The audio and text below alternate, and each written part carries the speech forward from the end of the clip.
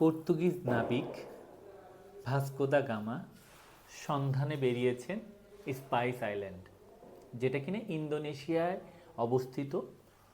তখন পর্যন্ত শুধু মুসলিম বণিকরা এই দ্বীপের সন্ধান পেয়েছে, অর্থাৎ আরব বণিকরা যদি আরও স্পেসিফাই করে বলি।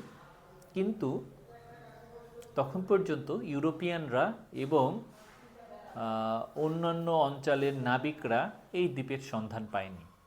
তো বলা হতো এক বস্তা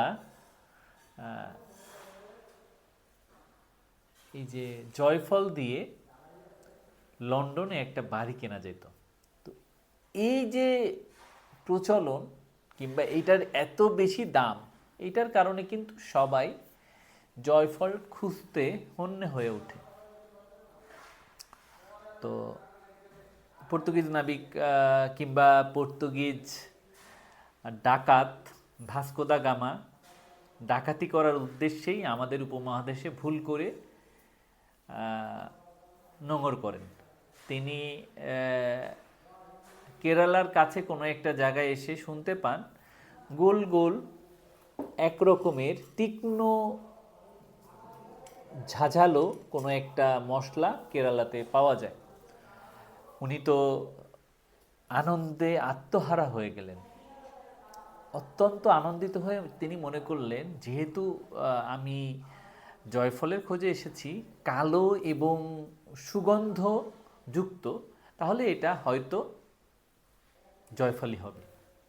কিন্তু উনি যখন তীরে জাহাজ ভেড়ান এবং এলাকায় সরজমিনে দেখতে যান, তখন যেটা পান সেটা হচ্ছে এই গোলমরিচ।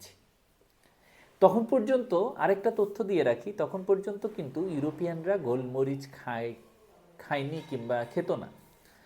আমাদের এই কেরালাতে এসে সে কিন্তু খালি হাতে যায়নি, সে গোলমরিচ নিয়ে ফিরল।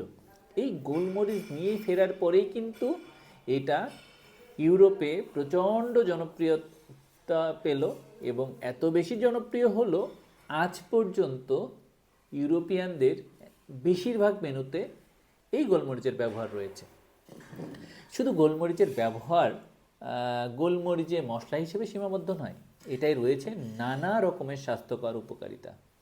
এটা আপনার ঠান্ডাজনিত সমস্যায় উপকার করবে, এটা ওজন কমাতে যারা চেষ্টা করছেন তাদেরকে ওজন কমাতে সাহায্য করবে, এটা হজমে সাহায্য করবে, এটা নানা রকমের রোগ প্রতিরোধ ক্ষমতা বাড়াবে।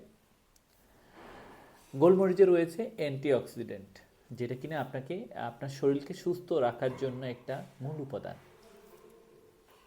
তো আজকে পরিচয় হইলাম একটা ছোট্ট, এই মশলাটা হয়তো আমরা জানি, কিন্তু এই মশলার ইতিহাস সম্পর্কে এর আগে আমরা জানতাম না। আপনাদেরকে একটু নতুন করে বলার চেষ্টা করলাম। আশা করি এই ইনফরমেশানগুলো থেকে আপনাদের একটু একটু উপকার হবে। ভালো থাকবেন, সুস্থ থাকবেন, নিরাপদে থাকবেন। আল্লাহ হাফেজ।